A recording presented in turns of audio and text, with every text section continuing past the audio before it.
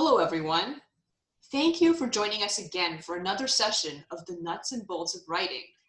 This time, I'm joined by Helevorn. Helevorn has been creating a historical novel called Sons of Disobedience, to which Lucky Wolf, which can be read on Tapas, is a prequel. Sons of Disobedience tells the story of a medieval anglo-saxon monk called Aiden, who finds himself in Scandinavia after his town is raided by Vikings and he is turned into a slave. Aiden learns a lot about himself, his faith, and about other societies during the time he is a slave in Scandinavia. So the first question I have for you is, can you tell us more about the Sons of Disobedience? How long have you been working on this project? Thank you for the question.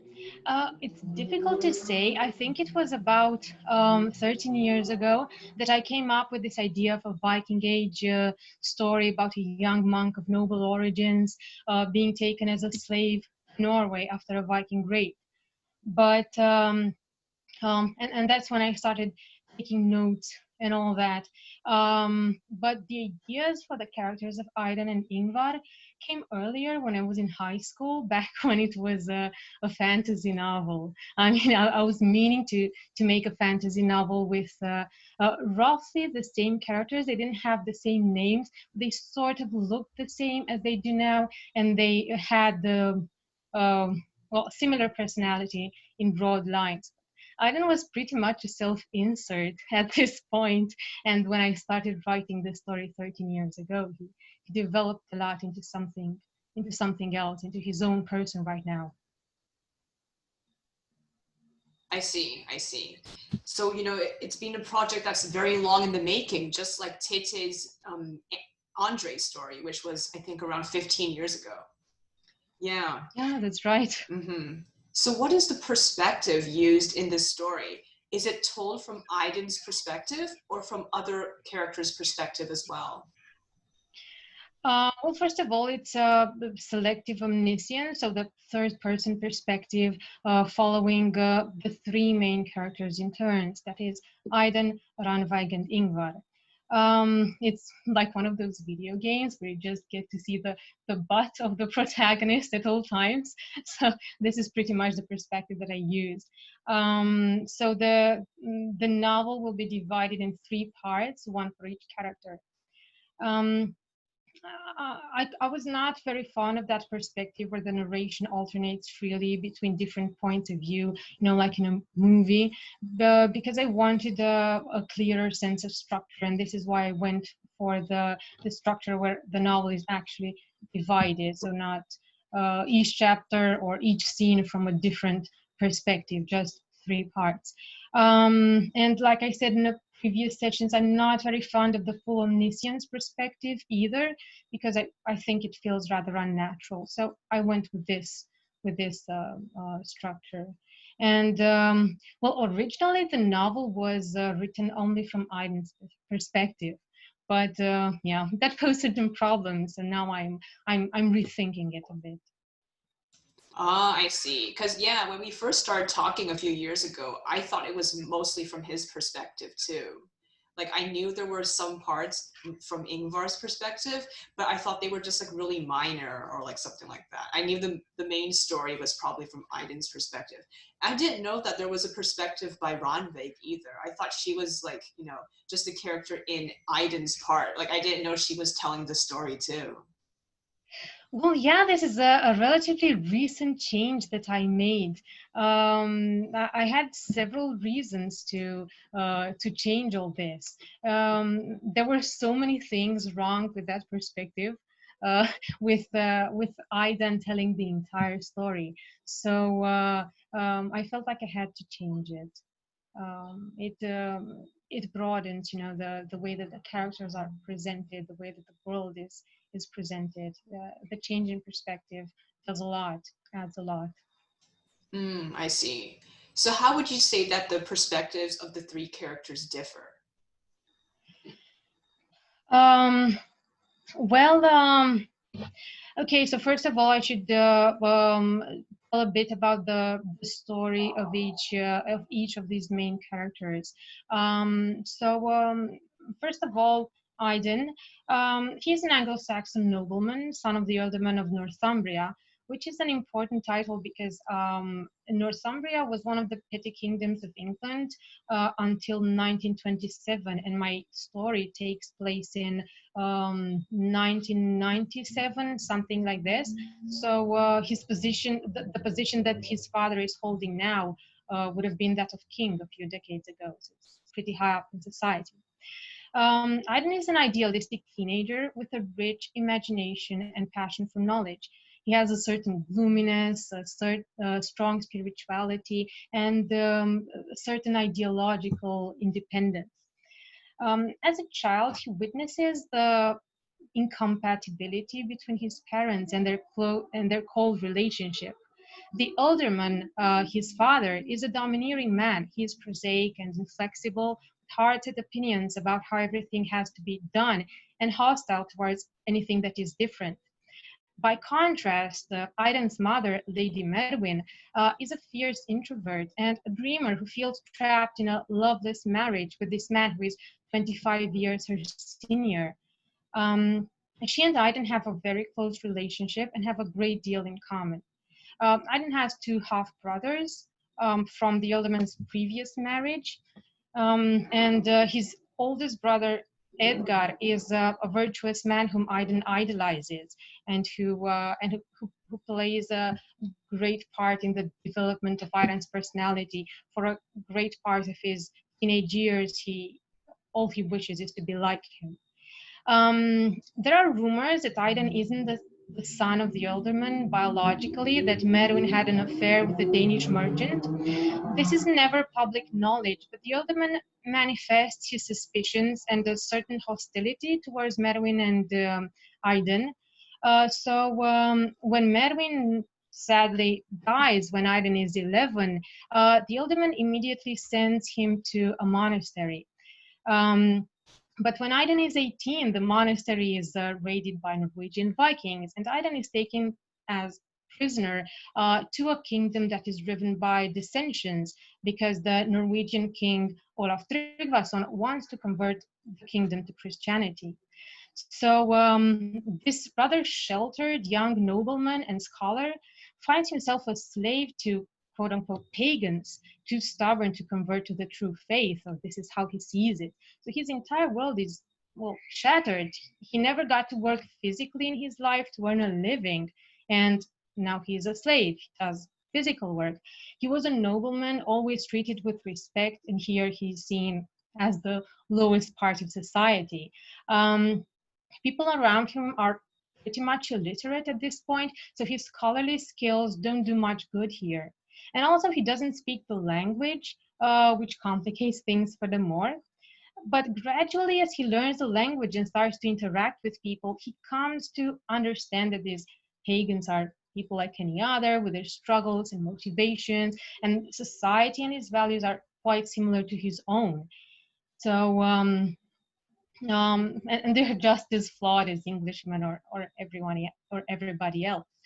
The difference between Old English and Old Norse at this point is not very big.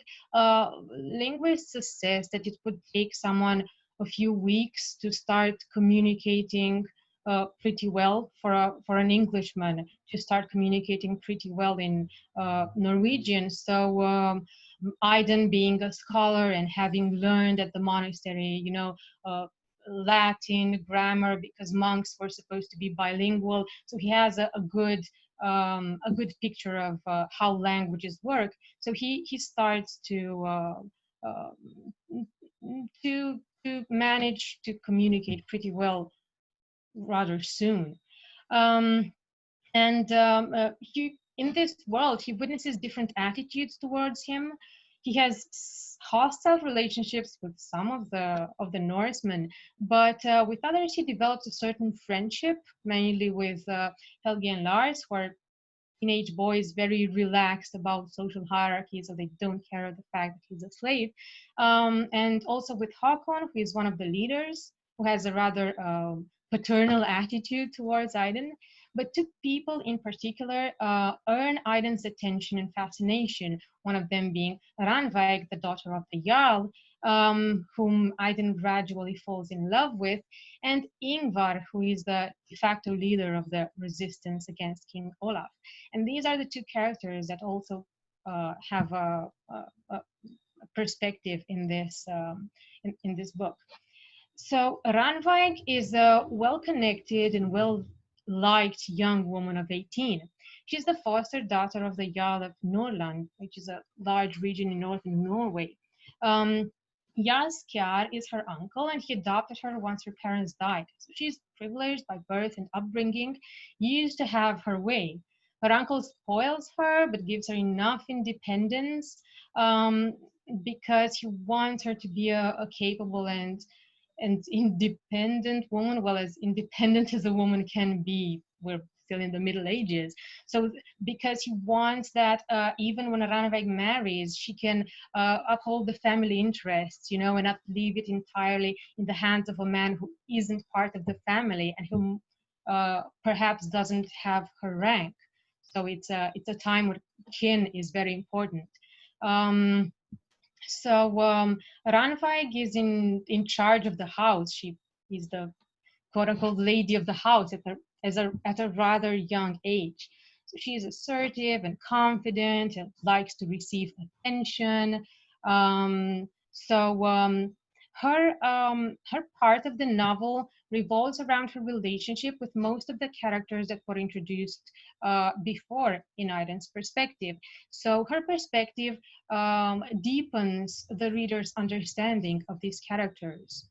Um, we will see how she relates to sexuality in her relationship with Oswald, who is a seductive and somewhat aggressive young warrior that she feels attracted to, but she's reluctant to pursue a relationship with.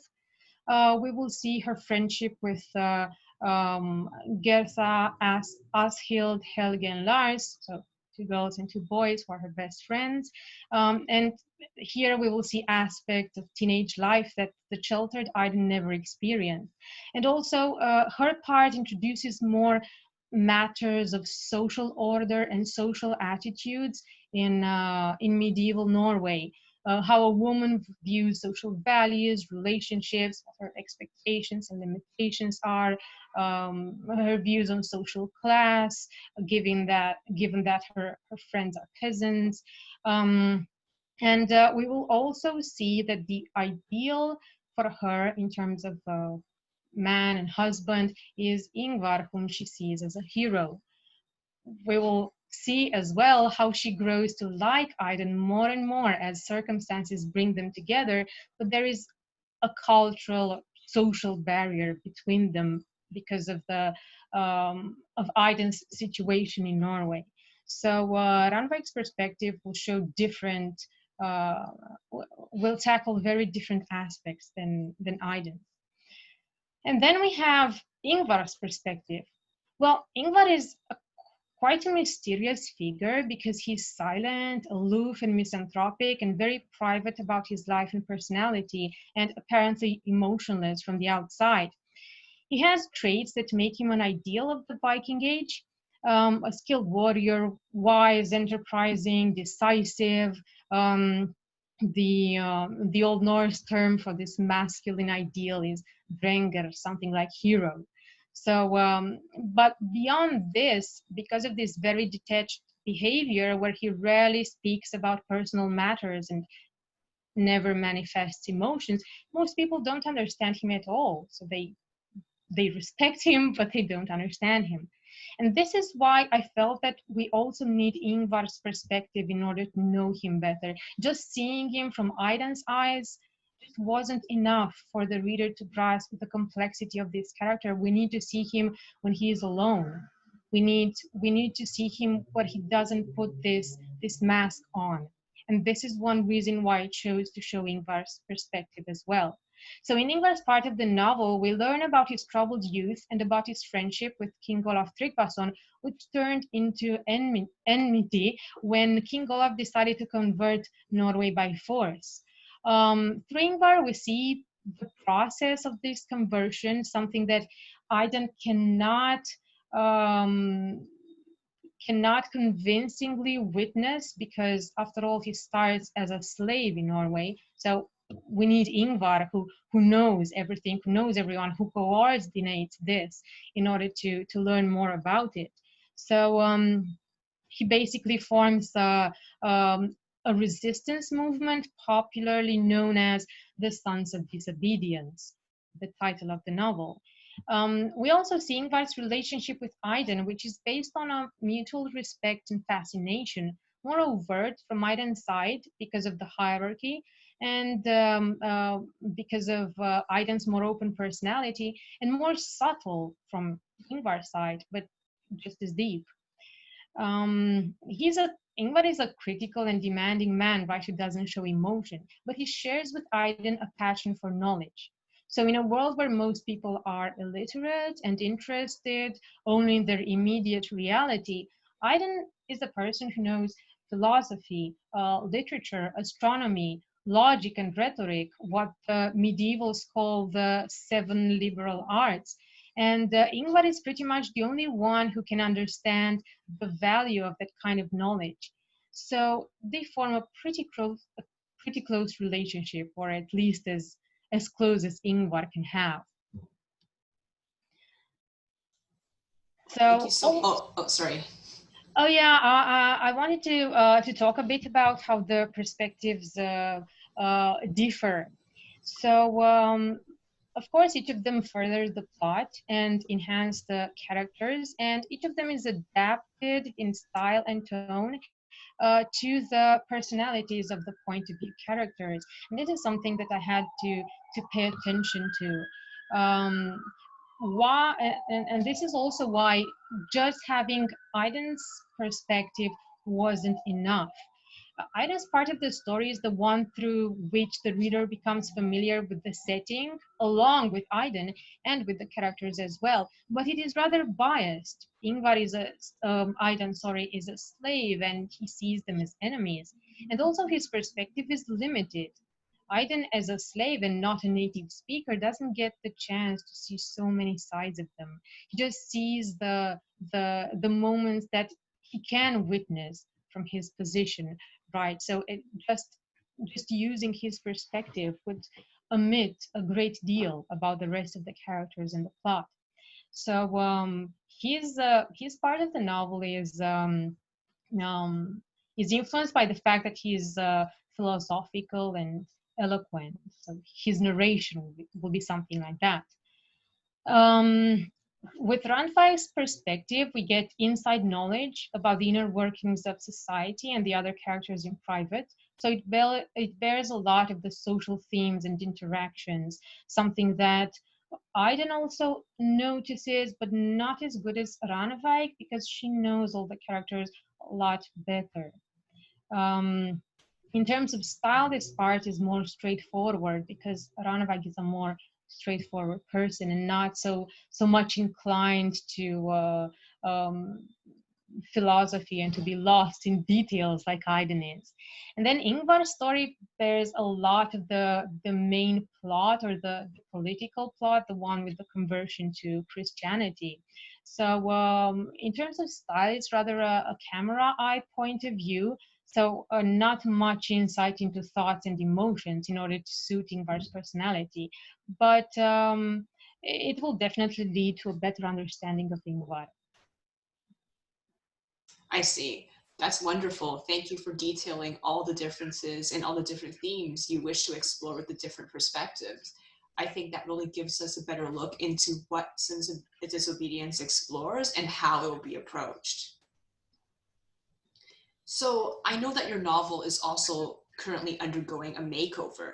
Did you change anything other than the perspective, for example? Did you change the writing style or add or subtract any characters and or themes? Yes, that's very true. My first draft of the novel was, like I said, completely through Aiden's perspective, which led to a series of really awkward situations. Like it felt really forced at times. You know, there were moments when I had to show certain things, and I had to make Haydn be there. So, like, there were situations when he was eavesdropping, for example. I mean, that's okay. People can eavesdrop in real life as well, but let's be serious. How often can you really take part in secret to conversations between two people, right? So I couldn't overuse that. I also got in situations where there were people who were talking with each other in Aiden's presence so that the reader can know what they were talking. That was also pretty awkward. For example, we cannot have them saying sensitive things or very personal things in front of Aiden, or their plans, right, in all this conflict. So, and also, I can't really have them all the characters at all times reveal their emotions, right? We have to see some of the characters in private in order to understand them, and not just have Aiden witness all the emotions, because both Ranvik and Ingvar, who are the most important characters besides Aiden, they often put a mask on. I mean, for Ranvik, it is certainly a mask. For Ingvar, not so much. He is almost as cold as it seems to be. I mean, he doesn't make efforts to pretend that he is like that. But Ranvik pretends a lot of the time. So this is why I really wanted to have her perspective. The first draft of the novel, Ranvik came off as too much of an asshole, I can say, because we only see her as Aiden understands her, and she wants to be in control. She's afraid of losing control because as a woman in this kind of society, you can well, you don't have a lot of control, and if you lose the one that you have, well, she doesn't want to put herself in that position. So I think she puts on a mask, and we need to see her, we need to see behind that more than she can show to Aiden. So yes, this led to a great deal of changes. I have a lot of pages written, both older and newer, and well, the general plot is the same. The characters are the same, only they are more developed now than as they were when I finished the first draft of the novel. So um, yeah, I think I've changed a great deal. Or rather, there were things and notes that ideas that I always have, but I always had, but I didn't emphasize them properly. I didn't develop certain ideas that were important. And also, another mistake that I made, other than not developing certain points, was repeating myself. So I had several scenes where well, their significance was pretty much the same, right? I wanted to show that this character is an asshole. It's enough to have one or two scenes where you show that he's an asshole, right? You don't have to have five, six, or where, for example, Oswald is being an asshole to Aiden, right? So one scene is enough, and then when you're writing a big piece of fiction, a novel, the world is really developed and you have so many things to say. You don't really have the luxury to show the same thing on and on. So I realized a lot of the mistakes that I made, and I'm trying to put them right. I see, I see. So in general, what would you say are the pros and cons of the different perspectives you've chosen to use? How did you choose what works best for your work in general? Yeah, good question. Well, the selective omniscience of one character alone makes for a rather unreliable perspective because, like I said, the reader only has access to what that character thinks and what he or she witnesses about the other characters, and it will undoubtedly get very subjective. It's okay. Reliable narrators are really interesting, but it just did not work for this particular story because, like I said, the plot has this bigger picture where I have to show some political aspects, and it was quite unbelievable that Aiden could really know so many things. Not to mention that the novel spans about 2 years, so even if Aiden somehow eventually rises in position in this society, um, how much can he actually know? So this is one problem with this selective omniscience. It works for certain things, but for a plot like mine, it simply didn't do the job. I Oh, see. and also in terms of insight about the other characters, Aiden is a perceptive young man, and he likes to ponder a lot on things, but also there were certain moments where I felt that he had an uncanny understanding of things because I wanted to show give some insight into the minds of other characters, but having only one point of view character, I had to make him understand a great deal more than it is realistic for someone to understand, you know. So he sees Ranveig a few times, and he miraculously reads his mind, right, as if he's telling the reader, "Oh, look, this is what she's feeling right now." Mhm. So that was another problem with this perspective. That makes sense, especially when you have a large cast and everyone has such different experiences, and you're not writing a story that's about, a character's inner perception of how the world works. This is more about how the world actually works, right? Irrespective of who's in it. So it definitely makes sense to explore the story from different perspectives rather than just being trapped in one character's mind, which as you said, is really hard to explore other characters as well as the environments that they're in, all the politics and stuff. It would be impossible for Aiden to really understand it, especially since he's a slave. He would not be privy to a lot of the conversations that reveal a lot about the historical period he's in. Right, definitely. And I think that over time, even since I finished the draft, I developed the characters a great deal more. So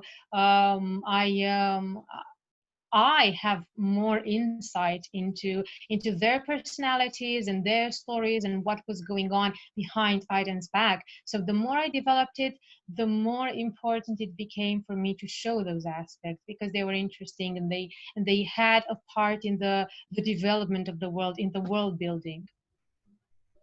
Currently, which parts of the novel are you most satisfied with? Which are the least satisfying parts of the novel so far? Well, there were a lot of good ideas that had a lot of potential, but I think that what I did not like about the novel was the way that they were delivered. Like I knew that I had to go from A to B, but how to get there and how to convey to the reader the subtleties of the themes and characters were not clear in my mind. And that shows in the novel. It shows in the way that I wrote those scenes. So important ideas were underdeveloped, but on the other hand, I had ideas that had so much potential, and I needed to work more on them. Um, also, also I had to give up a lot. This is why it took me so long to actually start rewriting it or rethinking the structure, because I also had to give up a lot. The original idea was to present Ingvar from Iron's perspective, and for Ingvar to be a sort of a puzzle that Iden and the reader piece together. Um, something like, I don't know, Joseph Conrad's Heart of Darkness with Captain Kurtz. So the whole novel builds towards that great reveal where we finally see him, but up until that point we only know about him from what other people say. And I really love that idea. I was fond of it, and it took a great deal of determination to give that up, but it simply did not fit the story that I wanted to tell. So this is why I think perspective is so important, because of course we always have the choice to make this um, very straightforward, very omniscient kind of narration, but I don't know. It depends. I didn't want to write something for the very lazy reader, and just feed everything to the reader, um, quote unquote lazy reader, because it's not really lazy. But I didn't like the idea that I had to feed an interpretation upon the reader. So this is why I wanted um, some subjectivity as well. I see. That makes sense.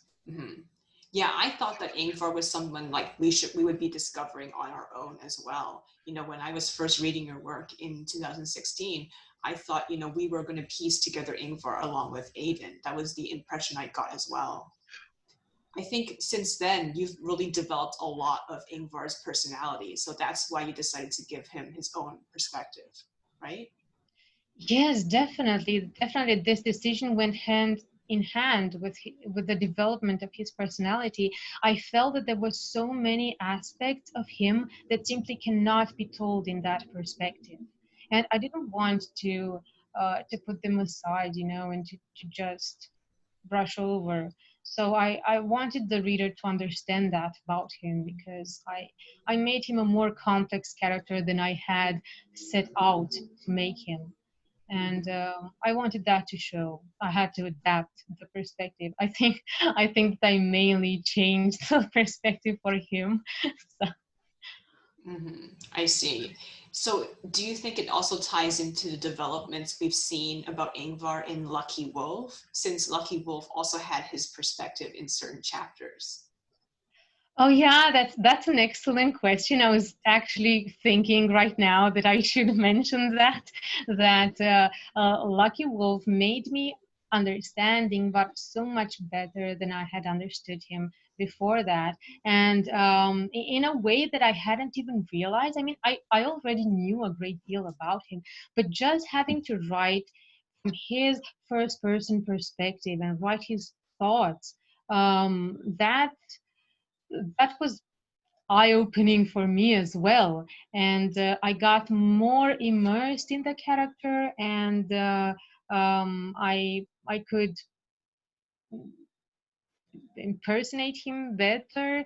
So I wanted to for the reader to get a sense of that. I will not go, as I said, for a first person narration. So Ingvar will still be a sort of a mystery, in that I will not show his thoughts and emotion. The kind of perspective is one without so many adjectives, because he's not the kind of person to use a lot of adjectives when he speaks. So the narration will mirror how Ingvar himself speaks. Short sentences, just says what is essential, but what is important is that we will get to see him when he is alone, and this is one way that we can learn about him, because he will do certain things when he is alone that he will not do with anyone else, being so misanthropic and detached and aloof and so on. Makes sense. Generally, what is it like to have a work in the making for so many years? What made you decide to give your work a makeover, especially since the novel was finished already? Tete also talked about this in the previous sessions, since she's also been working with her character Andre for nearly 15 years. Yes, that's true. That's true. I think that it was intimidating to to consider changing so much about it. For years, I denied that a makeover was necessary. I used to just say, "Oh, I just need to tweak this and that, and then it will be finished." But I was lying to myself because the more I developed the characters and themes through short stories and through the Lucky Wolf novella, the more I realized that I put much thought and emotion in this whole universe to be sloppy about it. So even if it's uh, quite intimidating to rewrite this, um, it's also kind of fun, I think, because obviously it's a subject that I'm very fond of, right? And now I feel like I can write more about it because I'm writing new scenes, which if I were just to edit some of the scenes, I wouldn't really get that feeling of excitement that you have when you write something new. Editing certain words, changing the order of some sentences is not nearly as fun as writing something new. And imagine that you have a really huge puzzle and you realize that or a Rubik's Cube, right? And you realize that you missed a piece, right? And it's very difficult to change it. It's better to undo it and start again sometimes. And I think I came to this point in this story. See, I see. That makes sense. Yeah. I mean, I think that going back to all the work that I wrote in the past seems very overwhelming to me too. Sometimes I'm just like, yeah, let's just start anew. I don't really want to go back and redo a lot of the things, even though some of the ideas I think I had in the past were promising. I just sometimes want to do it all from scratch again. Yes, that's right. That's right. I think well, you have to decide which of the themes and ideas you want to keep, and then just rewrite all of them. But yeah, I think it's better to rewrite altogether because often as writers we develop so much over the course of years.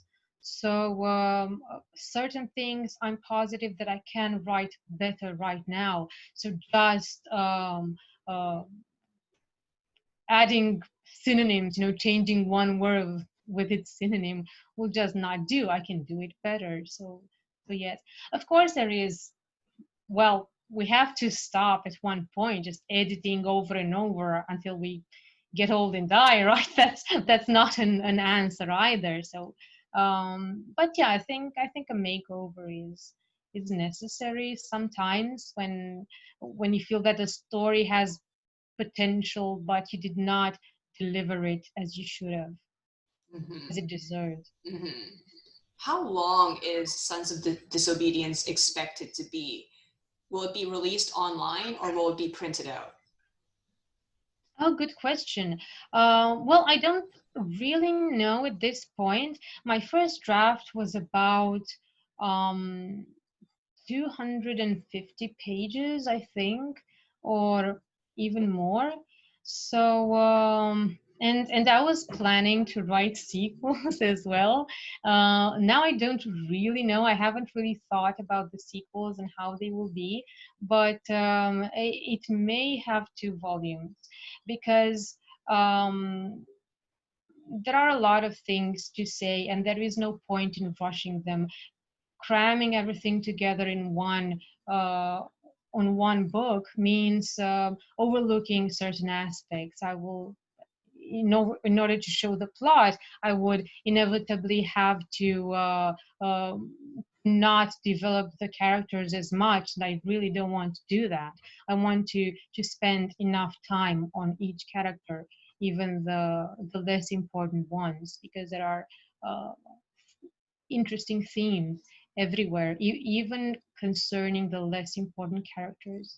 And I want to give them some attention as well. So it can have two books, I think. So, and about releasing the novel, yes, I'm thinking I will release it online. I mean, I certainly will not publish traditionally for several reasons. First of all, it's written in English, which is not my native language. So if I had to publish it in my country, I obviously could not publish it in English. So that's one of the reasons for not publishing traditionally. Also, I don't, well, I'm not looking to make money out of it. I'd rather want readers, and feedback and all that brings so much more satisfaction. So I will either find a way to publish it for free or for a, I don't know, symbolic sum. So I don't know if I will publish it on something like tapas, serialized, like I published Lucky Wolf, or if I publish all together all at once. I have no idea at this point, but I will be thinking about it more when I near its ending. Will you also be making illustrations like you did for Lucky Wolf for Sons of Disobedience? What style will you be using? Oh yeah, I'd love to do that. I will certainly be making illustrations, but I don't know if I publish the book and not if I publish it as a book and not as a series on tapas, then I don't know how I will include the illustrations, but anyway, I will be illustrating a lot of it because I'm really fond of this, and I think it's interesting for the readers or viewers as well. And I really love the way the characters and the places just come alive. So I think I will. I don't know, my style doesn't change, but the medium I think has changed. I do a lot of works in pencil, watercolor, and acrylics, but I think it will be something like acrylics for the novel. I think I usually reserve pencils just for sketches, for quick sketches and character designs.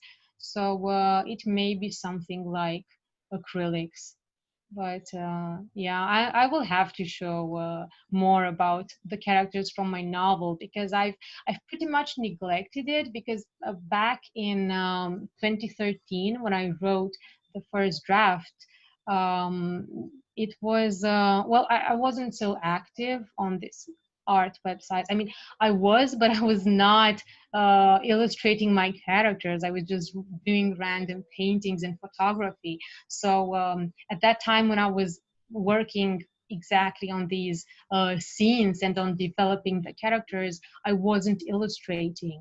And then ever since I started working on short stories, and novellas, and I neglected, or not really neglected, but I didn't get the opportunity to show a lot of the characters from the novel, so they are still new to the audience, even if they are so old in terms of when I created them. I see. Maybe we can learn a little bit more about the characters and their interactions in Sons of Disobedience versus Lucky Wolf. Could you tell us more about Ingvar and Aiden's relationship versus that of Ingvar and Eyolf's relationship in Lucky Wolf? Oh, that's a great question, and it's a great comparison between these two, well, pairs of characters. I can't really say couples without. Well, we know that the relationship between Ingvar and Eyolf is uh, romantic one, and well, it has a sort of romantic value with Aiden as well. As we know, Ingvar is gay, and well, they didn't view sexuality really in these terms at that point, but he becomes conscious at some point that he is, well, attracted to Aiden in a certain way. But Aiden and Eyolf are so different as people, as personalities, that it is difficult to really compare them. There are many more differences than similarities. But what Ingvar sees in both of them is their passion for knowledge, we can say. This is also one of my favorite themes that I have, that I show extensively both in the novel and in Lucky Wolf, but more so in Sons of Disobedience, because we know that Ingvar is, well, he respects people who know sciences, something like medicine, because we know that Ingvar's mother was a healer, and she was also spiritual and into sciences, right? Medicine. So this is what he sees in Ale as well. He likes how knowledgeable he is. I think that Ingvar would have very much liked to be a scholar if he had the opportunity, if he didn't pursue the career, we can say, that he has. So when he meets Aiden and he sees the extent of Aiden's knowledge, even if Aiden is a teenager, right? He's 18 at this point, but already he has amassed this impressive knowledge that very few people have in the Middle Ages. And Ingvar is completely captivated by that. And um, I think this is why he, maybe I shouldn't say falls in love with him, but this is what makes him so interested in Aiden. Um, of course, Aiden is never conscious about what Ingvar exactly feels for him. The relationship is in such a way that Aiden is completely oblivious to this most of the time. So Ingvar never manifests himself. I mean, of course, as readers, we will understand, but as Aiden, it is difficult for him to understand from the way Ingvar treats him. But the reader will understand, and will catch all the little um, clues, you know. Um, First of all, Eolf is one who has a very, who embraces sexuality in a very obvious fashion. Aiden is a lot more uh, sheltered, and as he views himself virtuous, he was a monk, he had taken a vow of celibacy, and he doesn't really manifest himself in that way. He is also straight and never questions that there can be other types of sexuality. Um, is very naive, at, we can say, or very not knowledgeable about these kind of things. So he just wants to find himself a girl and marry, you know, not sleep around or whatever. So he's so opposite from Eolf, who is this sex guru, as we know. So also, Aiden is a lot more like Ingvar in terms of personality than Eolf. He's not as straightforward as Eolf is. He is more, um, well, reserved in the way he manifests his emotions. He's definitely more emotional than Ingvar, but um, he doesn't manifest as much, and he doesn't open up until he knows a person very well. So of course their relationship is very different. It's much more calmer, I think, than Ingvar and Elves, who argue all the time. You know that Hakon and other characters are even making jokes in Lucky Wolf that they never see Ingvar argue. Ingvar seems so calm, apart from the moments when he, fights. But otherwise, he seems really calm. And if he's annoyed, he just, I don't know, uh, slams his fist into the table or walks away. So, but he never argues, you know. But with Eolf, he argues constantly, because Eolf is this type of confrontational person. Aiden isn't, but this doesn't really mean that they are friends in the normal sense of the word, or in what people understand. They are, well, Ingvar cannot be friends with someone in that open kind of relationship where you share things and you do things together. They are not that. The relationship is very different. It never gets to that. I see. How does Ingvar feel about the fact that, Aiden is straight and that he'll never get to the same level that he was with Eyolf? That's a really good question because I actually think that Ingvar is relieved. I well, Ingvar sort of views himself as a kind of a um, as a monster. He actually uses that term at one point in one of my short stories. He feels guilty about the things that he has done and about the way that he is, and he has these moments when he realizes that he can hurt people's feelings and so on. And because he becomes very protective of Aiden with the age difference, there is I think a 13-year-old age difference between them. So this is one reason why he is protective of Aiden, and also because he sees Aiden as this kind and innocent person that Ingvar never got to be. So he wants to preserve that. I think that he would, as he would put it, he would not want to corrupt Aiden. Aiden is not as innocent in a sexual way as Ingvar thinks he is, but so that would not be much of an issue if Aiden could go over the bias that is in his religion about sexuality in general and homosexuality in particular. So if Aiden could get past that, then he wouldn't have a problem. So I think that once Ingvar realizes that this will never happen, I think that he actually likes it, because we know that Ingvar is not doesn't like manifesting emotion, and Il somehow put pressure on him to manifest that emotion, even if in their arguments, right? He made Ingvar get out of his shell. Aiden doesn't really do that. So this is why Ingvar feels more comfortable with Aiden than he does with Eyolf, and a relationship between them, even if it became possible, would make him uncomfortable. So I think for Ingvar, this is actually the best kind of relationship where there is no pressure in that way. They meet and they talk and they do things, other things together, and never talk about this.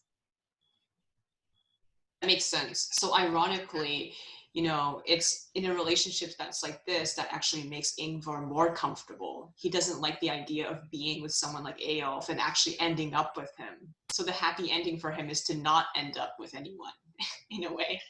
Yes, I think so. I think so. He could have had a happy ending with Elf, but I think, but with a lot of work and understanding on Elf's side, which I'm not really sure it was possible, because he has moments when he loses his patience. So I'm still not very sure that a relationship between Ingvar and Elf could have really been possible. I think that yes, this is not being with someone is the best way for Ingvar to be, because I don't think he can keep up the effort after all, and the immersion that you have, the dedication that you have to put into a relationship. I'm not sure Ingvar could keep up, and he Mm-hmm. would feel like a failure, and he would hate himself for it, and he would hate the other person if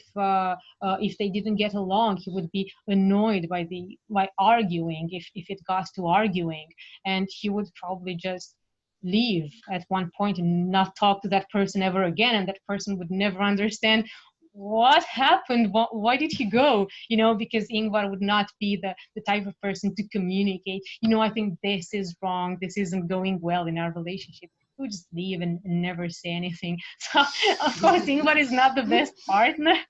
So I think it's actually a relief for everyone involved, anyone who doesn't get with him. Oh, okay. How about Aiden? What is he like? How is he like in a relationship? As I understand, he ends up, well, not really ends up, but like he does get together with Reinvig, even though Reinvig's ideal man is Ingvar, ironically, who is gay, and as you said, shouldn't end up with anyone because he's not a very good communicator. So how does Reinvig and Iden interact, and what does Iden think of her? Well, Aiden would be what we would call nowadays quite a romantic person. So he really wants to dedicate himself to the person that he loves. But well, the way he sees Ranveig is, well, they don't have a smooth start at all. She isn't the kind of person that Aiden ever imagined to have a relationship with. We remember that well, Aiden doesn't know a lot of girls, a lot of women. He went to the monastery when he was 11, and he never saw a woman since, right? And not being a very social person, he also didn't get to socialize a lot in his childhood. So the only woman that he knows up close is Merwin, his mother, who is extremely different from Ranveig. She is in a lot of ways the opposite, but they do have certain things in common, like a desire for autonomy, independence and freedom to make their own choices. But they show that in a very different way and to very different outcomes. So Merwin, through the upbringing that she gives Aiden, I think she instills this dream of hers in him, even though she doesn't get to realize that in her life. So I think that actually what Aiden likes about Ranveig is exactly her attitude, her confident attitude, and her independence. So, but at the same time, um, this this is the source of a great deal of frustration for Aiden as well. Her attitude and independence, and this is why for a great part of the story they don't really get along. He's constantly frustrated uh, about the way that she treats him, and he doesn't understand her very well. And because I think that, well, he had a rather strict upbringing. Even though he is a nice guy at heart, he was subject as he grew up to a lot of bias. And I think that he has the tendency to judge people quite harshly. And a lot of the times he judges Merwin very harshly for Ranveig very harshly for things that he does. For example, her attitude towards men. He sees her confident and flirty attitude, and he believes her to be much more experienced than she actually is. So in spite of feeling attracted to her, for this reason, he is also frustrated because he doesn't know how to deal with her. You know, he's inexperienced himself, and has no idea how to approach a girl, especially one who is they have this difference in rank, but well, Aiden has the upbringing of a nobleman, but here a great frustration comes from the fact that he's not really seen as a nobleman. So this also makes it difficult for him to interact with people. His tendency is to treat people from an equal level or higher because of the education and the rank that he had in England, but often this is not possible because here he is only a slave. So this also poses a lot of problems. But well, he tries and he does his best, and I think that a part of his arc is to get over these harsh judgments and biases towards things that he was taught to believe that were wrong, but he gradually discovers that they're not as bad as he originally thought. He used to put label on people, no. And this is what he does with Ranveig as well. And he has to get to know her a lot better in order to see what her motivations are and why she did certain things. He often feels that she's an asshole, but because she sometimes is an asshole to him, but only when he understands her real motivations. I think that's when he comes to love her and not just an infatuation, and physical attraction. I see. That makes sense. Yeah, I think in a way, both Aiden and Ingvar have to learn how to become better communicators. They do have that Right. in common. They're not very good with communicating with people. Right, definitely. That's actually a great observation. Indeed, they are quite introverted, the both of them. Of course, Ingvar takes this introversion to an extreme, and he combines it with aggressiveness as well, because of the frustration. As we know, he turns aggressive and dismissive and all that. Aiden tries to work on it, and he's not as introverted, but yes, he's not a very good communicator either. He can be, but he has to get to know a person very well in order to open up. He Hmm. wants to express his emotion and his thoughts, but he needs to trust that person and to know them well before he does. I see. I think out of the three characters who are the main characters of Sons of Disobedience, only Reinvig is a like relatively better communicator, and also she's an extrovert, right? Right, definitely. She's definitely an extrovert. And yes, she's a good communicator as well. But other than the fact that she puts on that mask of overconfidence and in controlness, I think she's actually similar to Aelf in this respect. She and Elf actually have certain things in common. I think that she would admire Elf so much. If she knew him, Elf would be like her role model in life. She would give anything to just be him. So she doesn't really know him, I think, because well, she was young at the point when a lucky wolf happens, and it happens in a very different part of Norway. I'm not sure she ever traveled to the south, but yeah, she should admire him a lot. Yes, she is extroverted, and she also can communicate when she puts aside her mask. So with her friends, with her close friends, yes, she communicates quite well, and she's open towards them. And Mhm. It's interesting how, despite being a good communicator, Reinvik has a worse relationship with Ingvar than Eyolf ever did with Ingvar, right? yeah, that's right. That's right. I mean, yeah, she likes him very much, but she never really knows the real him. And I think this is also what Ingvar would say, right? That you like me because you don't know me.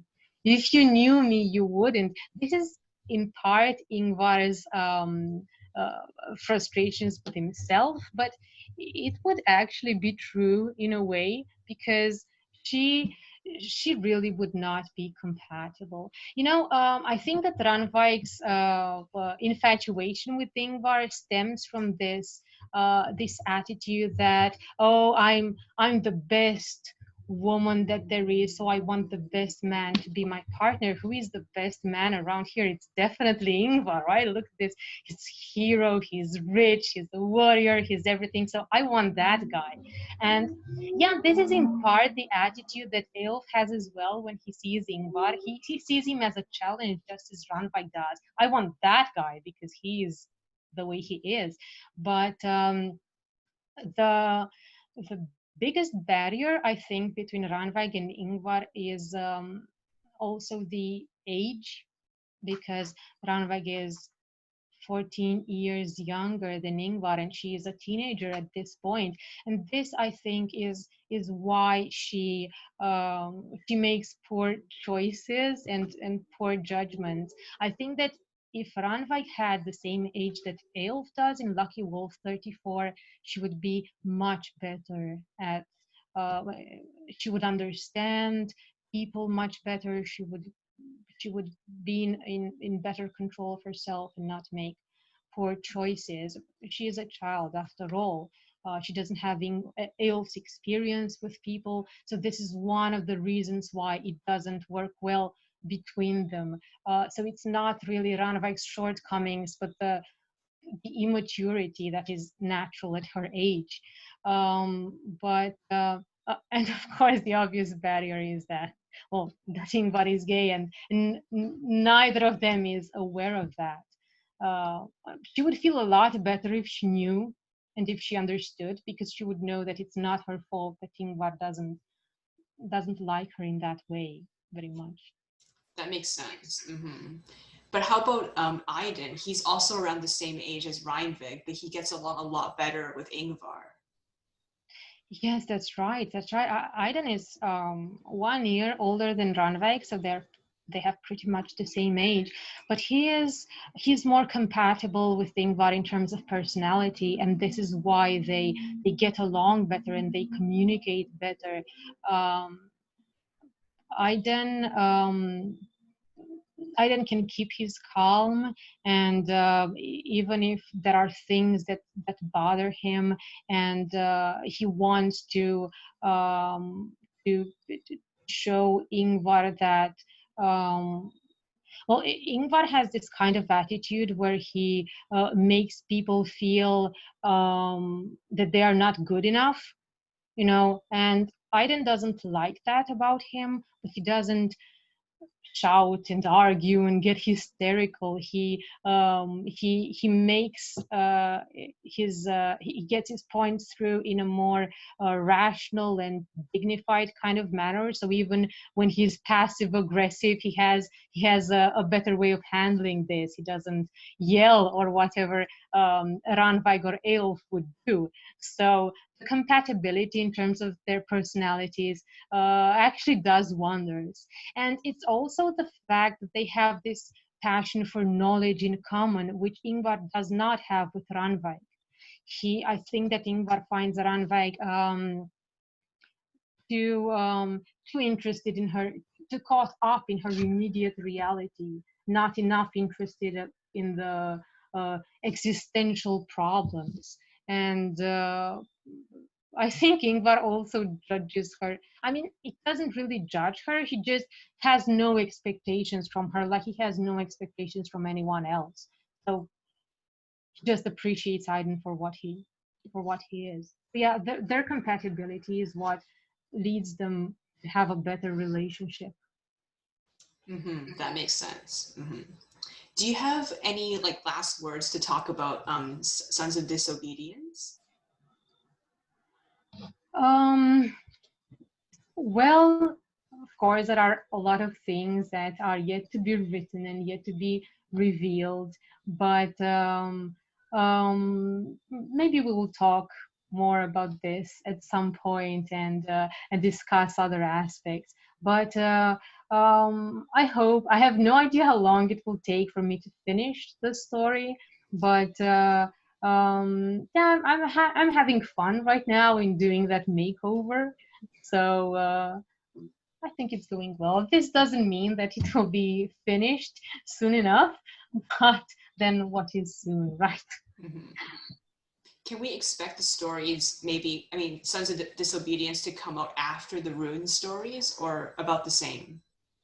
Like after all Oh, the Rune stories are finished, are you going to move on oh. to Sons of Disobedience? Definitely afterwards, because I have so many stories in the making.